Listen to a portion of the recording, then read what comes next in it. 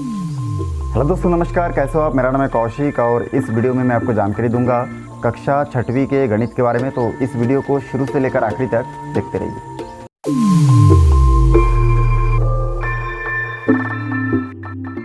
दोस्तों, मैं आपको इस प्रश्न वाली 3 के दूसरे भाग में प्रश्न नंबर 6 को और बाकी जो क्वेश्चन है उसको बताने वाला हूँ। इसमें जो प्रश्न नंबर 6 है, इसमें लिखा हुआ है कि एक ही रेखा में 3 सेंटीमीटर, 5 सेंटीमीटर, 6.5 सेंटीमीटर के 3 रेखाखंड खींचिए। तो ये जितना भी चीज़ बताया गया इसमें, ये देखिए 3, 5, 6.5 सेंटीमीटर के जो रेखाखंड है हमको खींच के बताना है। तो इसके लिए सर्वप्रथम हम लोग क्या करेंगे इसमें कि जो भी आपका इसमें सबसे पहले मैं स्केल ले लेता हूँ और देखिए यहाँ पे हल लिखना है आपको। उसके बाद यहाँ पे जो क्वेश्चन में दिया है कि एक ही सरल रेखा में, मतलब रेखा हमारा एक ही होना चाहिए, ठीक है। एक ही लाइन में हमको 3 सेंटीमीटर, 5 सेंटीमीटर और 6.5 सेंटीमीटर का रेखाखंड खींचना है। तो देखिए सबसे पहले मैं स्केल को ऐसे सीधा रखूँगा और उसके बाद ठीक है, इसको मैं सीधा रख लेता हूँ ऐसे। उसके बाद देखिए मैं क्या करूँगा, इसमें स्केल में हमेशा 0 से नापते हैं। तो ये 0 से देखिए पहले 3 सेंटीमीटर दिया है, तो 0 से मैं 3 तक, ठीक है, 0 पे एक पॉइंट डालूंगा और 3 सेंटीमीटर का एक रेखा इस प्रकार से मैं खींच दूंगा। 3 तक हमको खींचना है। तो इस प्रकार से 3 सेंटीमीटर का आप देख सकते हैं स्केल से एकदम 3 सेंटीमीटर का एक रेखा यहाँ पे खींच चुका है। अब उसके बाद यहाँ पे हम लोग इसका नामकरण अगर चाहे तो अपने से भी दे सकते हैं। चलिए इसका नाम मैं दे देता हूँ। ये है आपका ए बिंदु और ये है आपका बी बिंदु, और इनके बीच का जो दूरी है वो है आपका 3 सेंटीमीटर, ठीक। तो ये 3 सेंटीमीटर हम लोग कंप्लीट किया। अब देखिए इसी लाइन में हमको आगे बढ़ाते हुए 5 सेंटीमीटर का रेखा खींचना है। तो मैं यहाँ से फिर ये जो आखिरी पॉइंट है बी पॉइंट, इस बी पॉइंट और 0 पॉइंट के सीधा मैं ऐसे रखूँगा और यहाँ से फिर मैं आपका क्या करूँगा, 5 सेंटीमीटर का रेखा खींच दूँगा। तो यहाँ से देखिए सीधा मैं फिर इस स्केल को रख के फिर यहाँ से 0 से फिर मैं 5 सेंटीमीटर का एक बिंदु, देखिए 5 तक, एकदम 5 तक हमको लेके ऐसे खींच देना है। तो ये हमारा जो दूसरा रेखा है, ये देखिए 5 सेंटीमीटर का हम लोग खींच लिए। फिर इसका नाम हम लोग दे सकते हैं, ठीक है, यहाँ से यहाँ तक। तो बी तो पहले इस सिरा का नाम बी होगा, अब यहाँ का होगा सी, और इनके बीच का जो दूरी है वो है आपका 5 सेंटीमीटर। उसके बाद आगे बताया गया कि 6.5 सेंटीमीटर का खींचना है इसी लाइन में। तो इस प्रकार से देखिए मैं यहाँ से फिर स्केल रखूँगा, ठीक है, सी बिंदु पर 0 ऐसे स्केल को रखूँगा और उसके बाद फिर मैं यहाँ से खींच दूँगा। देखिए यहाँ से फिर मैं खींचूँगा 6.5, मतलब 6 के बाद 5 लकीर। तो 6 तक हम लोग पहुँच गए। 6 के बाद देखिए 5 लकीर, मतलब 1, 2, 3, 4, 5, बीच वाला ये वाला लकीर होगा। तो यहाँ तक हम लोग इसको मिला देंगे, खींच देंगे। तो यहाँ तक देखिए हम लोग का बन गया। अब इस पॉइंट को नाम दे देंगे डी। तो इसमें 4 बिंदु है, 1, 2, ठीक है, ये एक बिंदु है, ये 2 दूसरा बिंदु, ये तीसरा और ये चौथा। तो इस प्रकार से इसका नाम डी दे दिया। और सी से डी तक की जो दूरी है वो हम लोग जानते हैं कि 6.5 सेंटीमीटर। तो देखिए इस प्रश्न के अनुसार एक ही रेखा है ये, ठीक है, एक ही लाइन में हम लोग 3 सेंटीमीटर खींच दिए। फिर 3 के बाद 5 और 5 के बाद देखिए यहाँ पे 6.5 सेंटीमीटर का ये जो रेखाखंड है ये खींच दिया। तो इस प्रकार से हमारा जो ये आंसर होगा। यहाँ पे जो प्रश्न नंबर 7 है, इसमें देखिए लिखा हुआ नीचे रेखाखंड दिए गए, इसकी लंबाई के योग के बराबर रेखाखंड खींचिए। तो मैं इसमें आपको पहला क्वेश्चन बताऊंगा, दूसरा आप अपने से सॉल्व करेंगे। पहला क्वेश्चन देखिए सॉल्व करने के लिए सबसे पहले मैं यहाँ पे हल लिखूँगा और उसके बाद ये जो प्रश्न में जो रेखाखंड दिया है ए बी, इसको मैं नाप के देखूँगा स्केल से। तो देखिए मैं यहाँ पे नाप के देख रहा हूँ। तो यहाँ पे ए और बी हमको दिया है 2.5। तो यहाँ पे मैं लिखूँगा, हल लिखने के बाद यहाँ पे लिखना है दिया है ए बी बराबर 2.5 सेंटीमीटर। अब हो सकता है कि आपके बुक में कम ज़्यादा हो सकता है, ठीक है, जितना होगा उतना ही आपको लिखना है। क्वेश्चन पेपर में भी जो दिया रहेगा उसी को आपको नोट करना है। उसके बाद देखिए यहाँ पे सी और डी को फिर हम लोग जीरो पे, ठीक है, ये जो मेन पहला सिरा है यहाँ इसको हम लोग जीरो की सीधा में रखेंगे। और उसके बाद देखेंगे कि ये 4.5 है, ठीक ना, 4 और 5 के बीच में है, मतलब 4.5। तो हम लोग लिख सकते हैं सी डी बराबर 4.5 सेंटीमीटर। ये दोनों का नाप हम लोग लिख लिए। अब बोले कि इन दोनों के लंबाई के योग के बराबर रेखाखंड खींचना है, तो दोनों का योग करना है। तो मैं चलिए यहाँ पे थोड़ा सा रफ कर लेता हूँ। तो यहाँ पे रफ में मैं योग करके आपको बताऊँगा कि कैसे करना है। तो देखिए मैं ये योग लिख चुका हूँ, यहाँ पे रफ लिख लेता हूँ और यहाँ पे रफ करता हूँ। तो देखिए पहला जो है ए बी कितना है 2.5 सेंटीमीटर और सी डी है 4.5 सेंटीमीटर। दोनों को जोड़ देना है, योग मतलब जोड़ना होता है। फिर 5 और 5 10 का शून्य होगा, हासिल 1, 2 और 1 3 और 4 हो जाएगा आपका 7। तो हम लोग को इस प्रकार से मिल जाएगा 7.0 मतलब 7 सेंटीमीटर। ठीक है, जीरो का कोई मतलब नहीं, पॉइंट के बाद दशमलव के बाद जीरो का कोई भी मतलब नहीं, इसलिए यहाँ क्या आया खाली 7 सेंटीमीटर। तो फिर मैं क्या करूँगा, अब स्केल यहाँ पे ऐसे रखूँगा और उसके बाद मैं यहाँ से देखिए स्केल को ऐसे सीधा रखने के बाद यहाँ से जीरो से मैं एक लकीर खींचूँगा 7 सेंटीमीटर तक, ठीक ना। 7.0 है, अगर 1 रहता तो एक लकीर लेते, 2 रहता तो 2 लकीर लेते, लेकिन यहाँ पे 7.0 मतलब इस प्रकार से 0 से 7 सेंटीमीटर के एक रेखाखंड मैं खींच दूंगा। और इसमें आप अपने हिसाब से नाम भी दे सकते हैं। तो चलिए मैं देखिए ए बी सी डी तो पहले से हो गया, तो ई एफ मैं नाम दे देता हूँ। इसका नाम ई है, इसका नाम एफ है, और इसके बीच का जो दूरी है वो मैं लिख दूंगा 7 सेंटीमीटर। ठीक, तो बहुत आसानी से देखिए हम लोग का पहला नंबर क्वेश्चन सॉल्व हो गया है। यहाँ पे देखिए प्रश्न नंबर 8 में दिया गया है, नीचे दिए गए रेखाखंडों की लंबाई के अंतर के बराबर रेखाखंड खींचिए। अब दोनों जो रेखा दिया गया है, ठीक है, इस रेखा का नाप हमको देखना है और इसका वो नापना है, फिर दोनों को घटाना है, जो आंसर आएगा उसके बराबर का एक रेखाखंड हमको खींचना है। तो इसलिए मैं सबसे पहले यहाँ पे हल लिखूँगा और जो दिया है उसको नोट कर लेता हूँ। ये मैं आपको प्रश्न नंबर 8वां का दूसरा नंबर बता रहा हूँ, पहला आप अपने से बनाएंगे, तो इसको अच्छे से समझिए।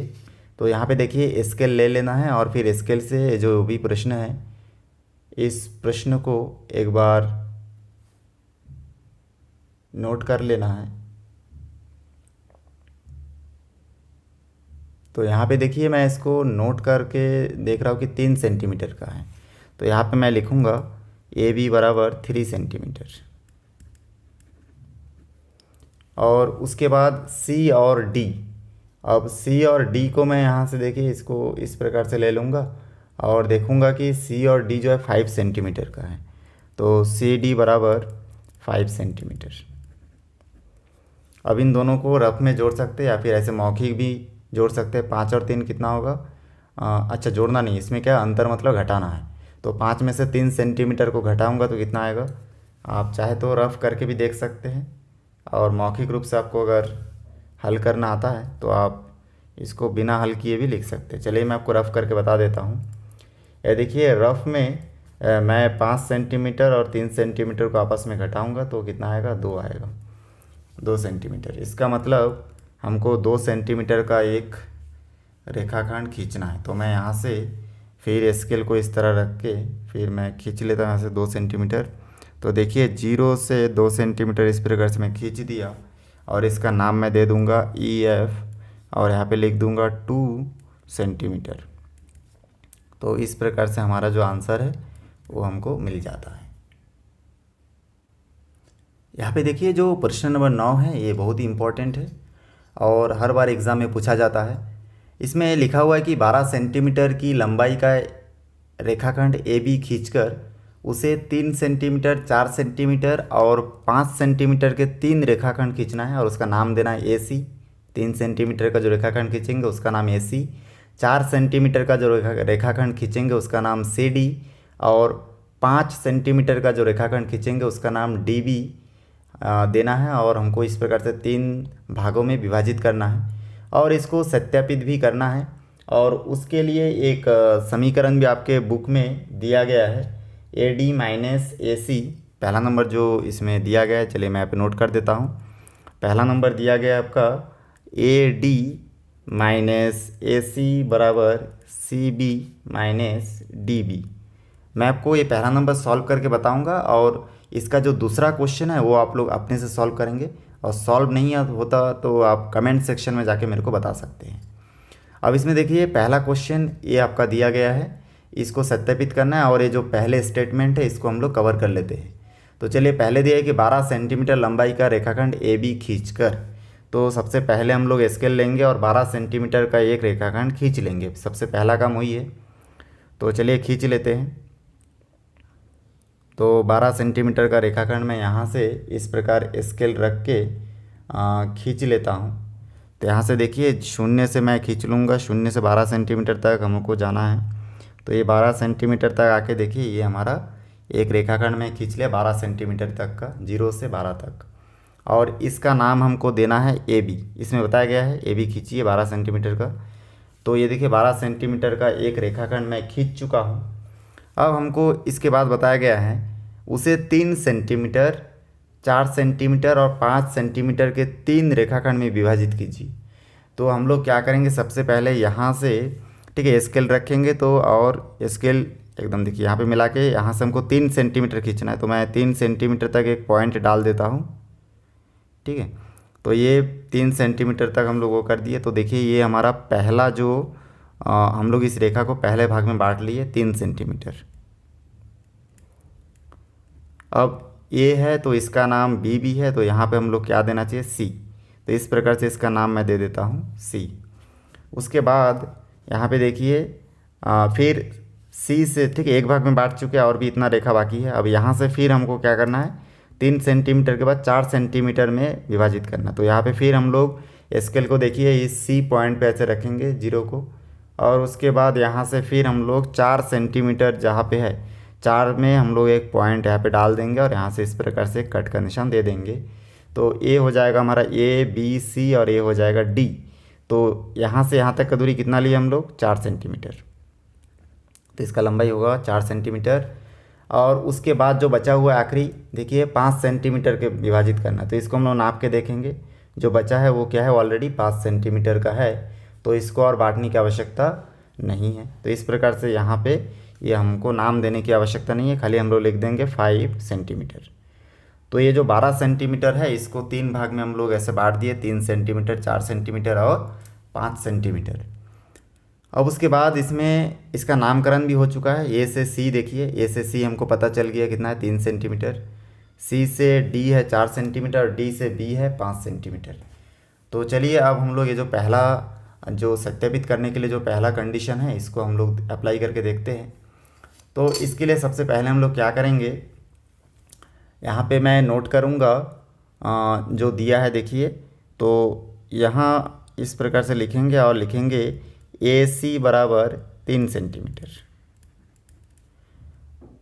सी डी बराबर 4 सेंटीमीटर।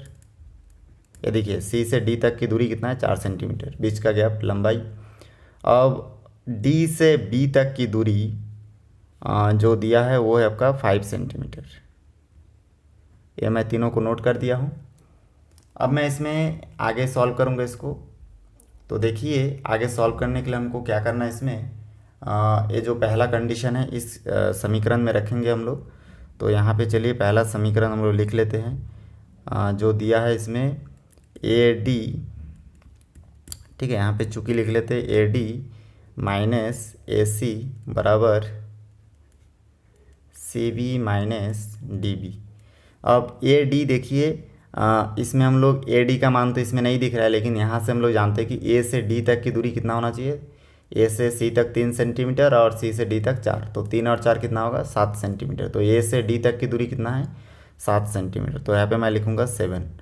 फिर यहाँ पे माइनस ए से सी तक की दूरी देखिए 3 सेंटीमीटर, तो इसलिए मैं यहाँ पे लिखूँगा 3 बराबर का बराबर। फिर सी से बी तक की दूरी, तो सी से बी तक की दूरी देखिए, सी से डी तक की दूरी 4 और डी से बी तक की दूरी 5। तो सी से बी तक की कुल दूरी हो जाएगा 4 और 5 9, तो 9 सेंटीमीटर। माइनस डी से बी तक की दूरी 5 सेंटीमीटर, तो मैं यहाँ पे लिख दूँगा 5। उसके बाद यहाँ पे इसको आगे सॉल्व करते हुए जाना है। तो देखिए मैं इसको आगे सॉल्व करूँगा तो यहाँ पे हो जाएगा आपका 7 में 3 घटेगा तो 4 बचेगा, और यहाँ पे भी 9 में 5 घटेगा तो 4 बचेगा। तो इस प्रकार हम लोग देखते हैं कि दोनों का जो दूरी है वो क्या है, एक समान है। इसका अर्थ ये हुआ कि ये जो समीकरण दिया है ए डी माइनस ए सी, ये बराबर होते हैं c b minus d b के। तो इस प्रकार से हमारा पहला नंबर सत्यापित हो चुका है और यही हमारा क्या होगा, आंसर होगा। तो हम लोग यहाँ पे लिख सकते हैं सत्यापित हुआ, और यहाँ पे साइड में उत्तर। तो इस प्रकार से बहुत ही आसानी से आप इस क्वेश्चन को हल कर सकते हैं। इसमें जो बाकी क्वेश्चन और एक दिया है दूसरा नंबर क्वेश्चन, उसको आप अपने से सॉल्व कीजिए। उसमें भी आपको ऐसे ही एक रेखाखंड खींचना है, सेम यहाँ तक तो आपको बिल्कुल एक ही जैसा हल करना है। उसके बाद जब आप ये समीकरण बिठाओगे दूसरा समीकरण, फिर इसमें से देख देख के उसका दूरी कितना है उसको आप लिखेंगे और जोड़ घटा के आंसर लाएंगे। दोस्तों मेरा ये वीडियो आपको अच्छा लगा तो लाइक करें, शेयर करें, सब्सक्राइब करें और बेल आइकन को भी प्रेस करें, ताकि जब भी मैं कोई नया वीडियो बनाऊं तो उसका नया अपडेट सबसे पहले आप तक पहुंचे। तो फिर मिलते हैं एक नई वीडियो के साथ। धन्यवाद।